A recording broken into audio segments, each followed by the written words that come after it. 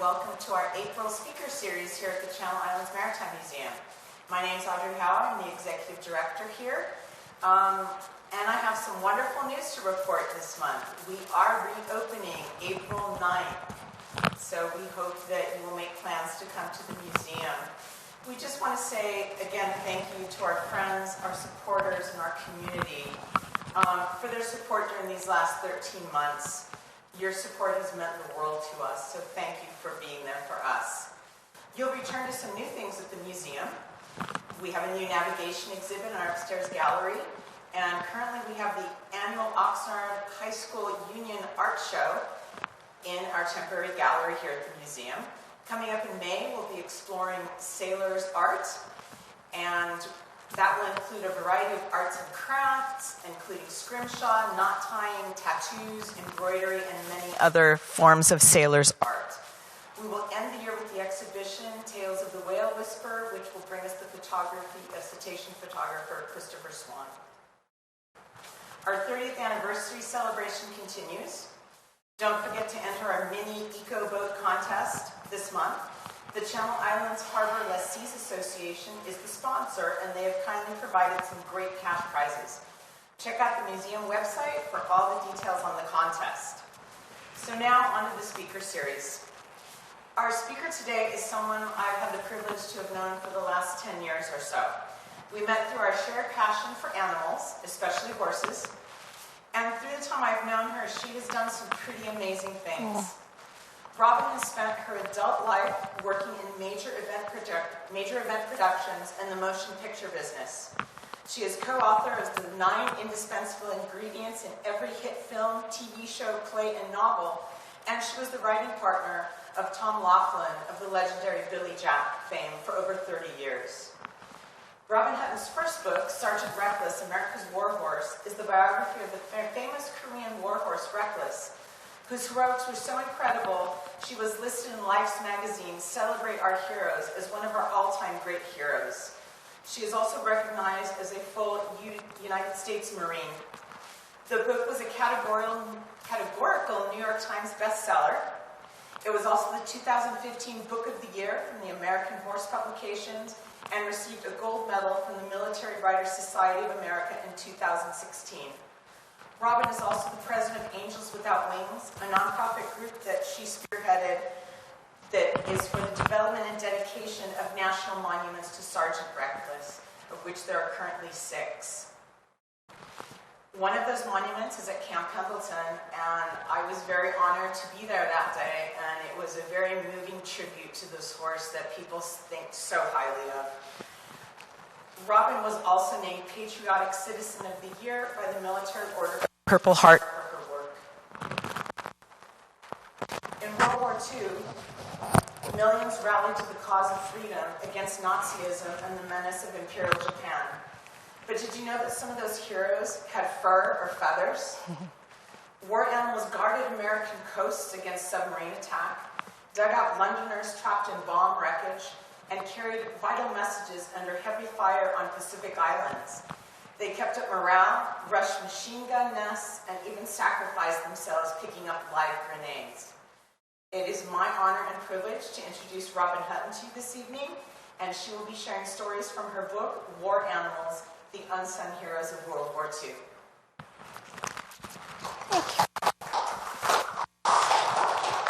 Thank you, Audrey, for that wonderful, wonderful introduction. It is an honor and a privilege for me to be here.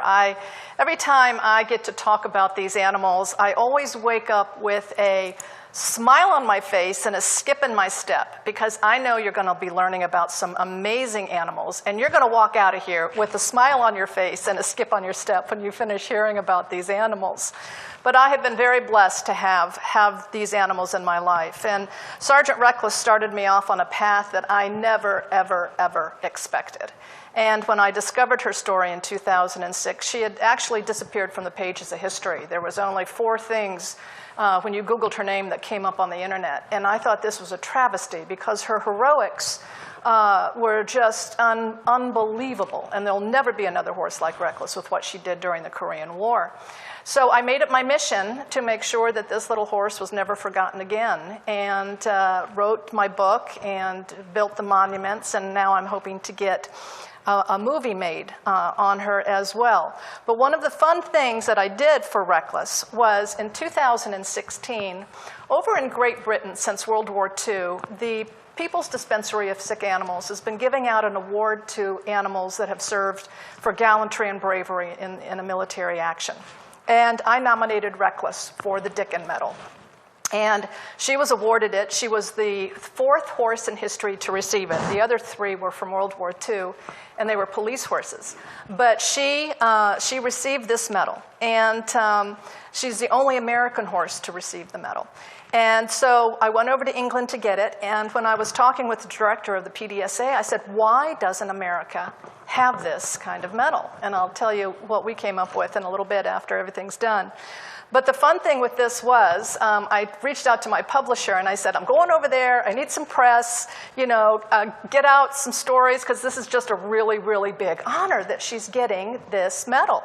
And so he was doing some research. He says, you know, there's some really cool animals in this that have received this medal. What do you think about writing a book like Feathers and Fur, you know, war animals of World War II? And I said, well, I love that idea.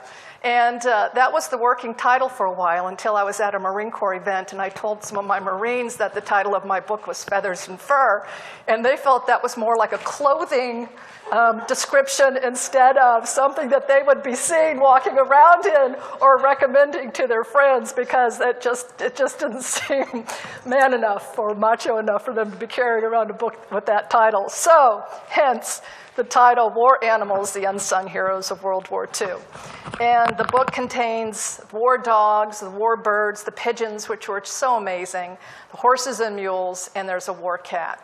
So I had to give it an American angle. And so when I started doing research for World War II, I was absolutely stunned to find out that we didn't have a war dog program at that time. And when Pearl Harbor hit, a poodle breeder by the name of Arlene Erlanger, and that's her picture up there on the top left, and that's the actress Greer Garson with her poodles. Arlene got together with her Westminster Dog Show and her American Kennel Club friends and said, we got to get the dogs in on this, because they knew exactly what the dogs could do to help guard our munitions plants, our airports, you know, you name it, whatever could come under attack from the enemy, they would be able to help protect. And so they started an organization called Dogs for Defense. And they sent out a national cry to people, to the American public, and they donated their personal dogs to the cause. Now, I don't know about you guys, but you touch my Misty, and we're skipping World War II, going right to World War III, because I'm not turning my dog over, you know, to go to war. But 40,000 dogs were donated to the cause. 20,000 made the first cut. You know, either the breed might not have been right, they might have been too old, maybe they had health issues, we just didn't know. But 10,425 went on to serve with the Coast Guard, with the Army, with the Navy.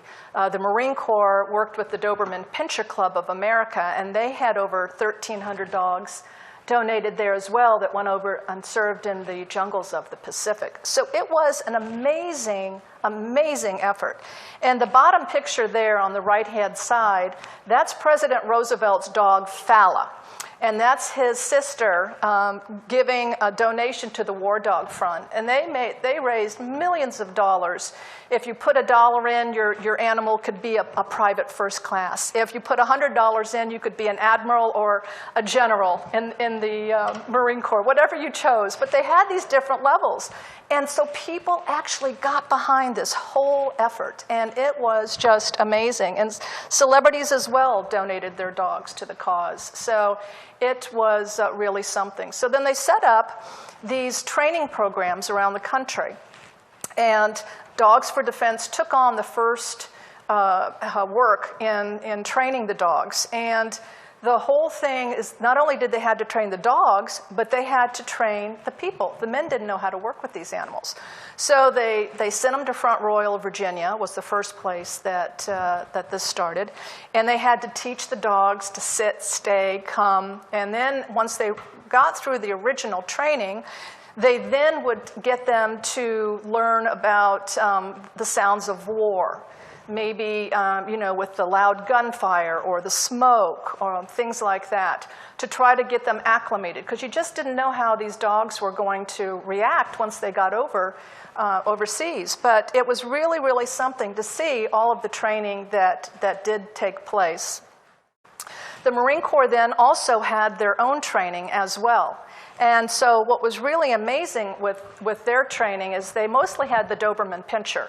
Now, later it was discovered that the Doberman really was too anxious and agitated, and it really didn't make the better dog for that purpose. And so now today they're using, of course, the German and the Belgian Shepherds, and the Belgian Malinois are really the amazing dogs. But in World War II, it really was the Doberman Pinscher. So if you look on the bottom picture on the left, that's each dog had their own little booklet that had their number on it, had who their handlers were, and the Marine Corps kept a record of every single dog that they had that went through their program. And what was absolutely amazing is I went to the National Archives, and they have these books in the National Archives. And I was crying like a baby at the National Archives as I'm holding the book of some of the dogs that you'll see. I held every single book of the 1st Marine War Dog platoon that was over in Bougainville, that landed on Bougainville. And to just see this history, see what these dogs went through, see how their handlers loved these dogs. It was really, really something special. And you can see some of the training that went through. They had to train the dogs to get off of a ship. And so the bottom right-hand corner, you can see them trying to get them used to getting, going up and down, because they were going to be thrown over a ship into the Higgins boats that would land on ground. And they had to make sure they can get up and down the hills. And the top middle picture is a messenger dog, and that's Jack. And so they would train these messenger dogs to take the messages back and forth to report as to what was going on. But there again, they also had to get their dogs used to the sounds of battle and the smoke and the chaos, and make sure that they didn't have any kind of PTSD or just get too scared that they couldn't perform. So in guarding the home front, it was really, really something. These dogs would protect the munitions plants. They would protect any business that they felt could be under fire from the enemy. And so they were used as sentry dogs. They were used as attack dogs. They were used as guard dogs. Whatever they felt was necessary to protect the home front. And then, of course, the Coast Guard had their own set of dogs. And out of the 10,400 dogs that were used through the Army and everybody, 3,174 of them were used for the Coast Guard. And the dogs patrolled with the horses, and sometimes by themselves, the coastlines to make sure that enemy submarines weren't landing or dropping people off. And the gentleman's picture there is Seaman Cullen, and this is a very interesting story. Operation Pastorius was really the first event that took place that showed really the need for the dogs on the coastline. And this was in June of '42. What happened was a German submarine off the coast of Ammangasset, I can never say this word, Ammangasset, New York, dropped off 4 German spies, and with enough ammunition and money to wreak havoc on America for over a year. 4 days later, they dropped 4 more off down in Florida, and they were going to meet, and they would have the Alcoa factory they were going to attack. They were going to attack the power plant at Niagara Falls. They had all of this. And Seaman Cullen came up upon them, and he at least got away, which was good. But the men had to bury all of their equipment and try to vanish really quickly before they got discovered. Now, a national FBI, this is the largest manhunt at that time from the FBI looking for these 8 German spies that landed on American soil. And they were captured within a couple of weeks, and they were tried quickly. And so that really, really helped launch the whole War Dog program as to trying to make sure that we were protected on our shores as well. They were trying to bring the war to the American shores, and the dogs were really instrumental, as were the horses were, in trying to protect the coastlines.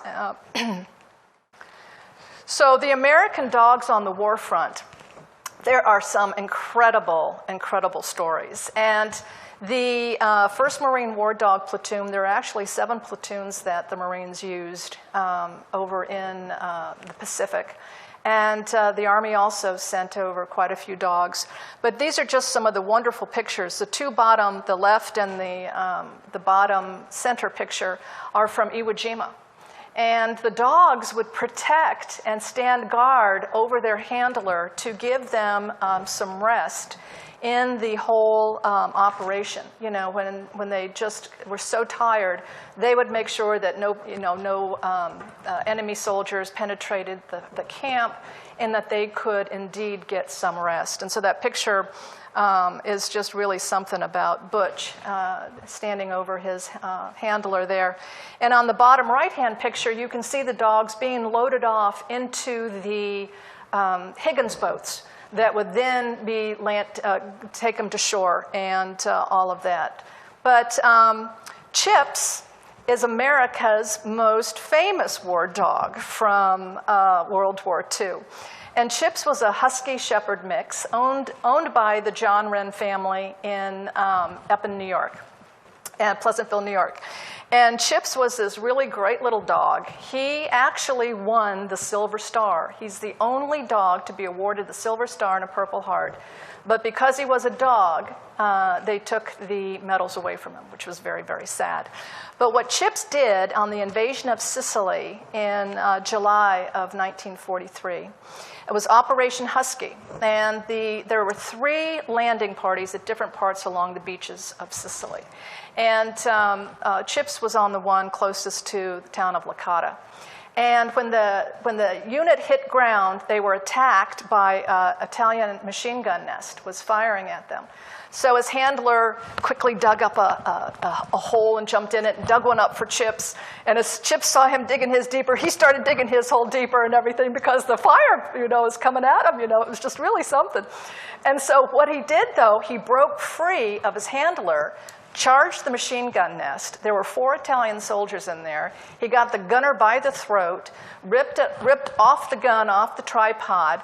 The guys came out of the hut surrendering because they were more afraid of this war dog than they were of being prisoners of war, And so Chips did this. And so this unit was able to advance the farthest because of what Chips was able to do. And he then would go on and guard the prisoners of war. And as his, one of the fun things is when President Eisenhower learned about Chips's heroics, and this was when he was deeper into Italy, he went over to Chips to congratulate him and bent down to pet him. Well, that was not good because Chips nipped him on the hand. But he was all forgiven because that was what Chips was trained to do. But what I love is that the Eisenhower Presidential Library has made a whole educational program out of Chips biting the hand of President Eisenhower. And it is stunning to see.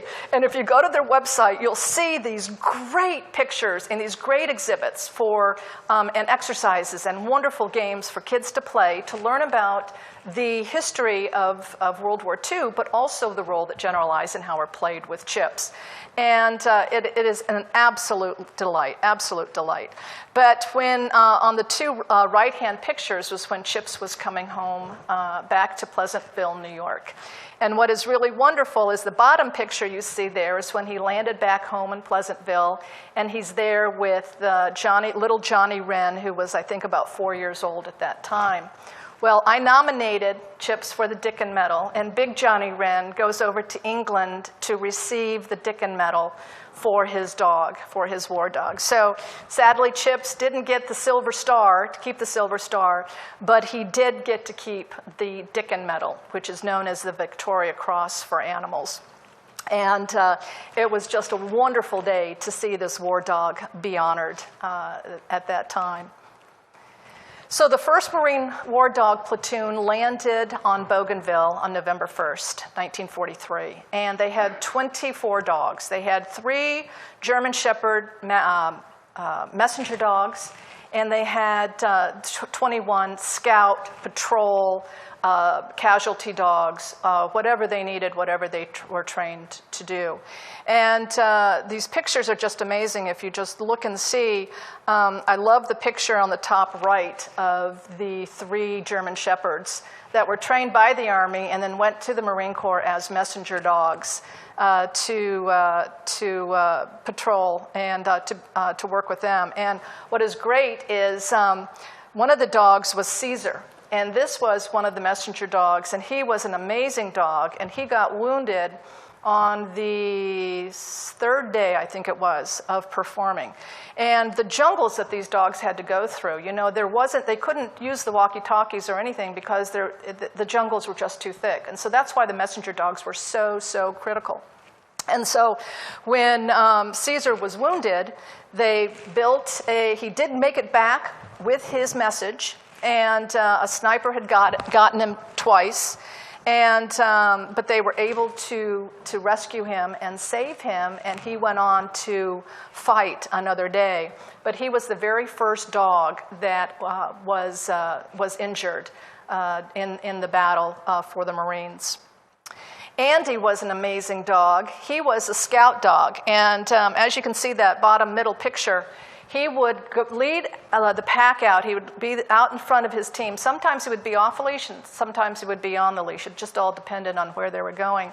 And one of the things he was known for is he stopped the unit from going farther. He discovered 2 machine gun nests on each side of the pathway, the trail that they were taking. And so it was going to be a crossfire, you know, for anybody. They were just going to wipe them out. And because he alerted to the fact that there was these nests, they were able to take the nests out, and they were able to proceed a lot farther. If he had not done that, the whole unit could have been very easily wiped out because it was they were hidden so well, and there were 2 big nests. But Andy went on to save the day. And so also in my book, I talk about some of the British dogs that served. And all of these dogs here had received the Dickon Medal. The dog at the top left is Judy. And Judy is one, when I finished writing Judy's story, she was a prisoner of war dog. She was in a Japanese prisoner of war camp for 3.5 years. And the mantra in camp was, if Judy can make it, so can I. Because she had nobody to care for her. She had the one guy who adopted her, Frank Williams, adopted her when he saw her. But still, she had to fend for herself, for food. And Frank actually got her to get an official number, prisoner of war number. So they couldn't kill her and eat her, because they did, you know, eat dogs. But she was a real prisoner. And when I finished writing her story, I cried for 3 days. This dog just touched my heart in ways that, you know, you just can't help but fall in love with the heroics. And I mean, she would bring them snakes and birds and rats, whatever she could find in her foraging at night, to bring them food, because they were just wasting away. And if one of the guys was being beaten or anything, she would rush in and charge at the guards to try to protect them and save them. I mean, they just really loved this dog, and she took such great care of them. In the middle picture on the top is a dog named Sheila, and Sheila actually saved the lives of 4 airmen whose plane crashed in the Cheviot Hills in England. And They heard the plane crash. She went up there. She helped get them down. And by the time she got them down the hill, the plane blew up and all of that. And so 2 men did die in the crash. 3 other men got down on another part of the hill in another direction. But what was really interesting about Sheila's story is when she had puppies, one of her puppies was sent to South Carolina to one of the families whose son died in the plane crash. And so it was really just a wonderful, wonderful moment. The dog on the top right is Antis. He was a war dog in that he would go flying with his handler, John Bosdeck. What was really cool about Antis is he could hear the planes coming in before they even were anywhere near in sight. And so he could alert to the planes coming in. And whenever he was in the plane, he was like a good luck charm. And that's what was so cool about so many of these animals. They felt that they were just mascots as well as war dogs. The bottom picture, I think, is amazing because it shows the Blitz of England. And that little dog there is Rip. And he was a great dog at finding other animals.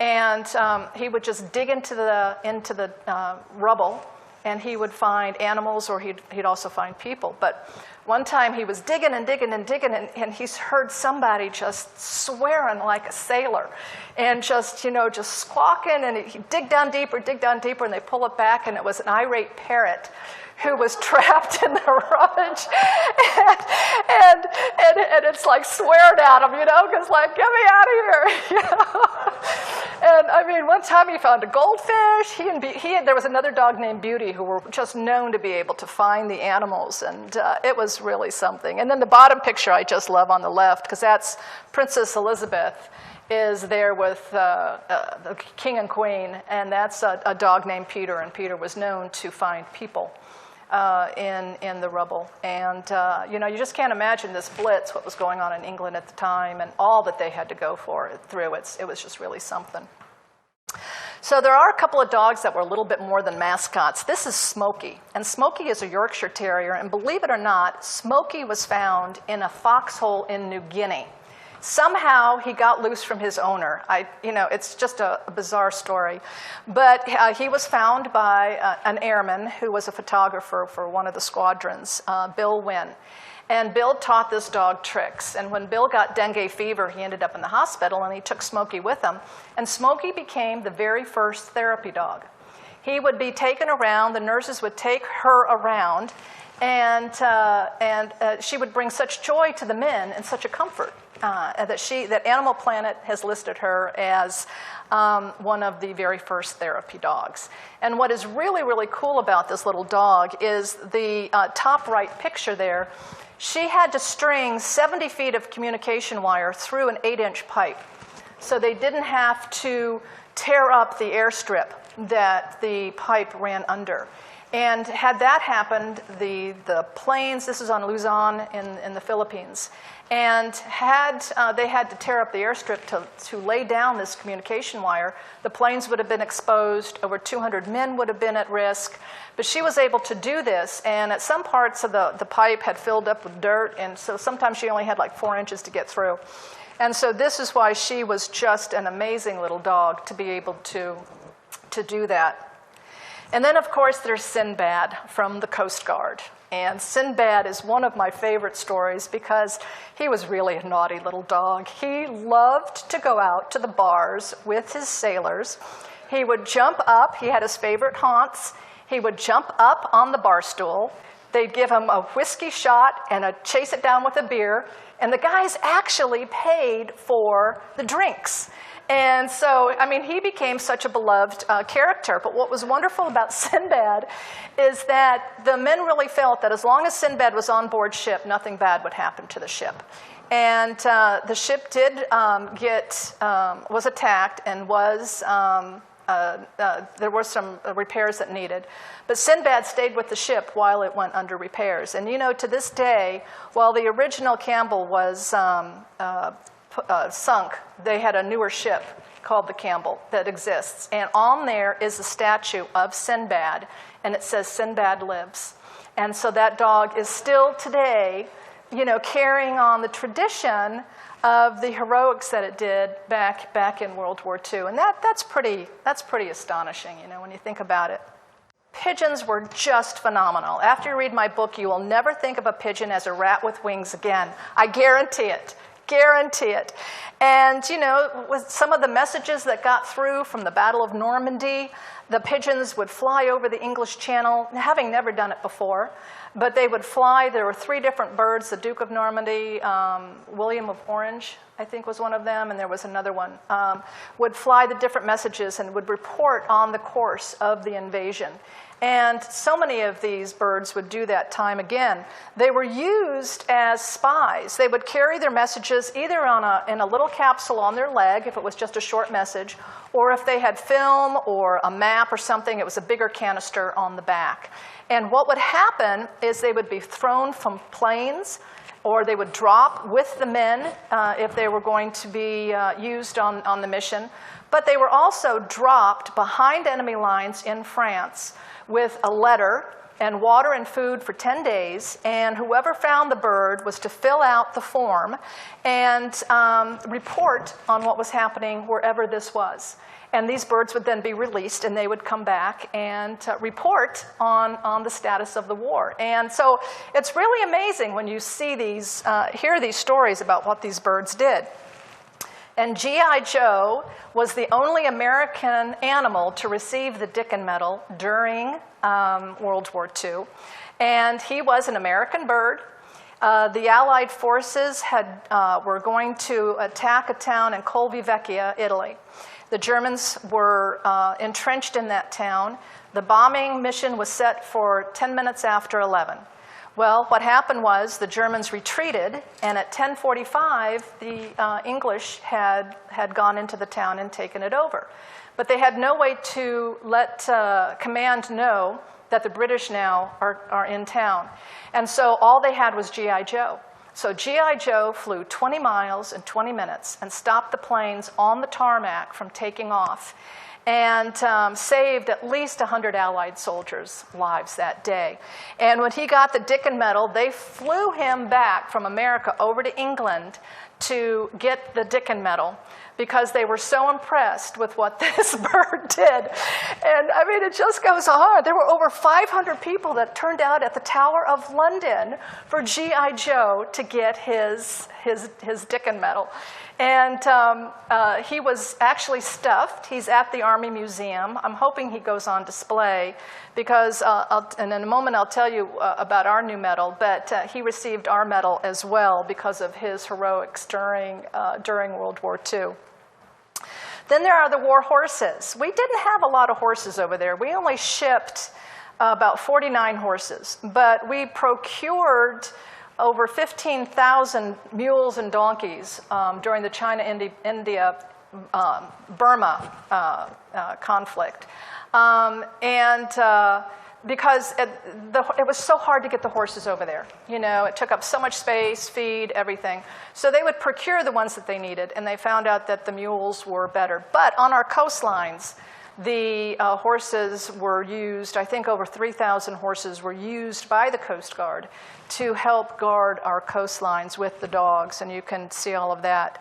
The top right picture are the 3 police horses, Upstart, Regal, and Olga. They were the ones that received the Dickin Medal in World War II, and those horses were the ones that worked after the Blitz. They would help control all the chaos, try to get people through, tried to prevent the looting. They were there just doing all kinds of great things, and so they received the Dickin Medal. But I also love the picture at the bottom right of one of the mules. You can see them loading up the mule, so it's really just cute. And then, of course, there's a war cat. Now, Simon's story is on the outskirts a little bit of World War II, but it's a war cat, so he had to be included in the book. So he actually received the Dickin Medal, and he was on a ship called the Yangtze that was, the Amethyst, that was going up the Yangtze River, and this was during Chiang Kai-shek and Mao Zedong's conflicts. And the ship was, flying with a white flag, and so it should never have been attacked, but it was attacked. And landed, it was stuck on the shores of the Yangtze River for over 100 days. And every time the ship tried to move, they would be attacked again. The captain was killed, 21 sailors were killed, and Simon was even wounded on this battle, on this attack. And so, but what he did, when he finally got to sick bay and felt better, he became the first therapy cat because he would jump up on purr and knead, all the men and make them feel better. But what he would do is he would protect the food and any of the rations and the medical supplies as well from the rats. And he got to the point where he was just killing at least a rat or two a day. And he would bring his trophies and drop them at the feet of the captain, who was not a big cat person when this began. But as Simon made his way with protecting the food supplies, he became a real important part of the unit. And so he also received the Dickin Medal. And when they landed in Hong Kong, it was Simon walking off the plank, and it was Simon the one that everybody was just snapping pictures of and wanting to understand Simon's story. So he's just a great, great cat. So all of these animals, and with the Dickin Medal, as I said when I was over there, I didn't understand why we didn't have a medal like this. And I am very proud and honored to say that on November 14th of 2019, the very first Animals in War and Peace Medal of Bravery was instituted on Capitol Hill. And we honored 8 animals. Of course, Reckless, even though she was the third war, she got number 1 just because I had some pull. But we had members of Congress present these medals to the dogs. And Reckless got it, G.I. Joe got one, Chips got one, Cherami, a World War I pigeon, received one, Stormy, a Vietnam scout dog, Luca, who also received the Dickin Medal from Afghanistan and Iraq, got one. And then we had 2 dogs that were current and alive. One was a New York City Fire Department dog, who was the #1 arson detection dog in the country.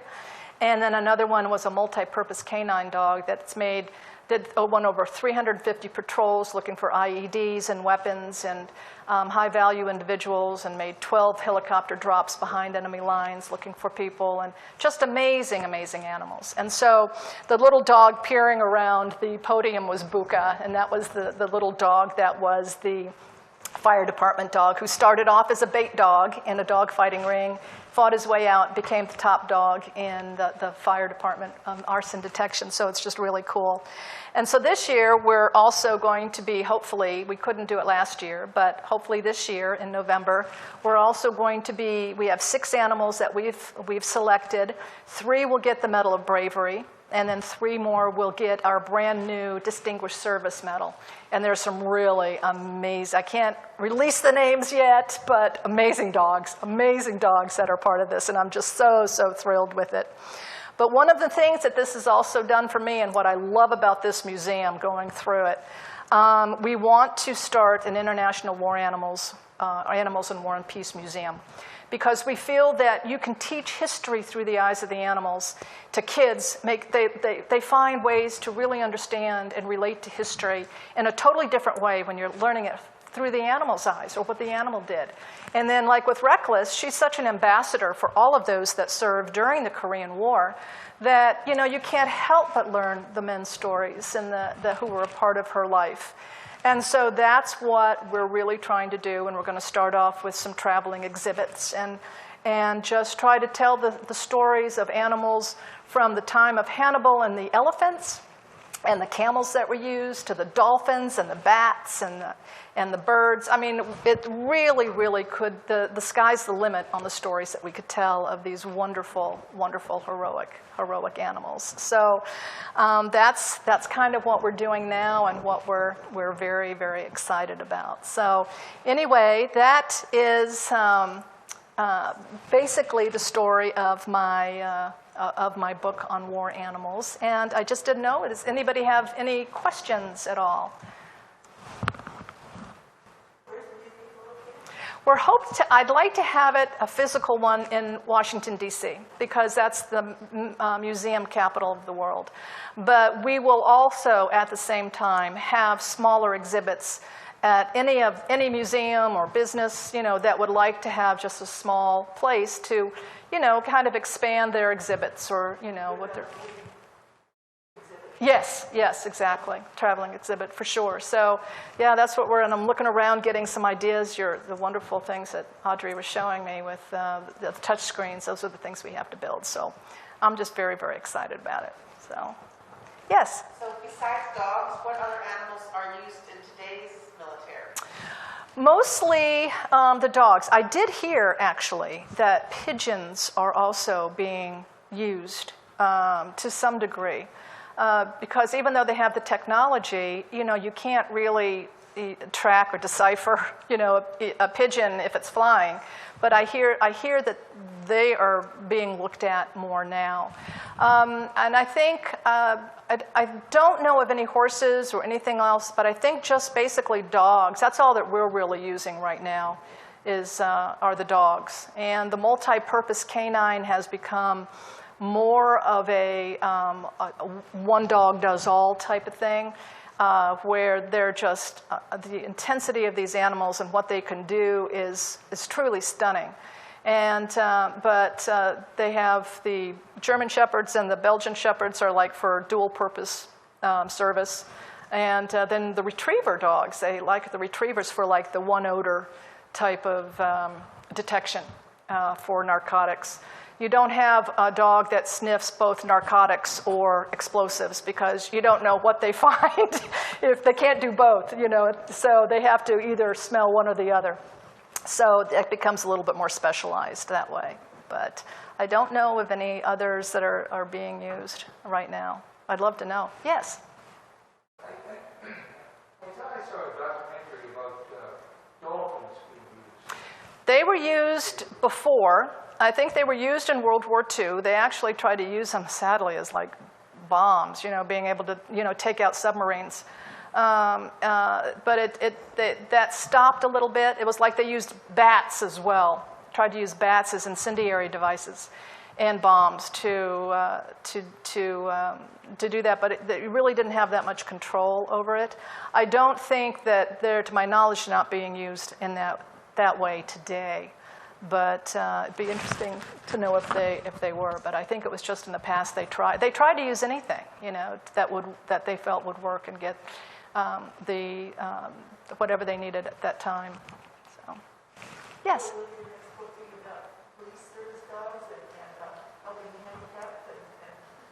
Yeah, so the service, there's so many great dogs. So the fun thing about our medals now is because the animals in war and peace, it's the animals during peacetime. So with the service animals, that's why we also started the Distinguished Service, because they might not have done something brave in a military action, but their service to the country or to their handlers or to their unit is really, really important, and you can't, you just can't ignore that. So we're just really trying to honor those animals, especially who have done things extraordinary, to show really the value of what these animals can do. So it's really kind of cool.